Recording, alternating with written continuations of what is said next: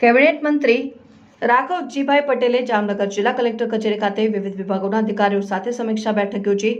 કૃષિ મંત્રી રાઘવજીભાઈ પટેલે જામનગર જિલ્લા કલેક્ટર કચેરી ખાતે કલેક્ટર કેતન ઠક્કરની ઉપસ્થિતિમાં વિવિધ વિભાગના અધિકારીઓ સાથે જામનગર જિલ્લાના વિકાસ અને લોકોના પ્રશ્નો સંદર્ભે સમીક્ષા બેઠક યોજી। બેઠકમાં જામનગર મહાનગરપાલિકા તથા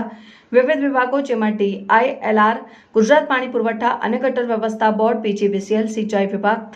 ક્ષાર અંકુશ વિભાગ, આયોજન વિભાગ, જામનગર શહેરી વિકાસ સત્તામંડળ, જિલ્લા ગ્રામ્ય વિકાસ એજન્સીના અધિકારીઓ સાથે વિવિધ મુદ્દાઓ પર લોકો દ્વારા આવેલી રજૂઆતો સંદર્ભે ચર્ચા કરવામાં આવી, જેમાં DILR કચેરીની બાકી અરજીઓની કામગીરી ઝડપથી પૂર્ણ કરવા તથા જે ગામડાઓના જમીન માપણીની વધુ અરજીઓ છે તે કેમ્પનું આયોજન કરવા મંત્રીએ જણાવ્યું। ઉનાળાની ઋતુને ધ્યાનમાં રાખીને રહેણાંક વિસ્તારોમાં નિયમિતપણે પીવાનું પાણી પૂરું પાડવા અને પાણીના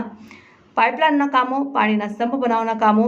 અગ્રતા આપવા તેમજ લોકોની રજૂઆતોનું ત્વરિત નિરાકરણ લાવવા બાબતે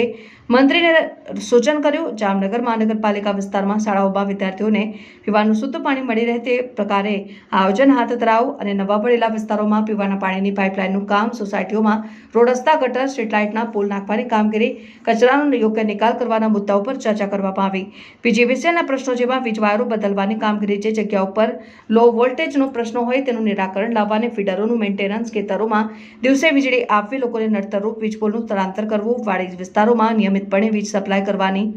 લોકોની રજૂઆતોનો નિકાલ લાવવા અંગે મંત્રીશ્રીએ લગત અધિકારીશ્રીઓને જણાવ્યું। પ્રિમોન્સૂન કામગીરીના ભાગરૂપે સિંચાઈ વિભાગને આગોતરું આયોજન હાથ ધરવા તેમજ તળાવો, ચેકડેમોનું રિપેરિંગ કરવા, પૂર સંરક્ષણ દિવાલો બનાવવા, સુજલામ સુફલામ યોજના હેઠળ તળાવોને ઊંડા ઉતારવાની કામગીરી કરવા અને ક્ષાર અંકુશ વિભાગને લગત જમીન સંપાદનના કામો, રોડ રસ્તાઓના કામો, કેનાલની સફાઈના કામોને પ્રાધાન્ય આપવા મંત્રીશ્રીએ ચર્ચા કરી જરૂરી માર્ગદર્શન આપ્યું। બેઠકમાં કલેક્ટર કેતન ઠક્કરે ઉપસ્થિત અધિકારીઓને પડતર અરજીઓ અને રજૂઆતોનો નિકાલ કરી સકારાત્મક ને સમયાંતરે કામગીરી પૂર્ણ થાય તે દિશામાં કામ કરવા સૂચન કર્યું।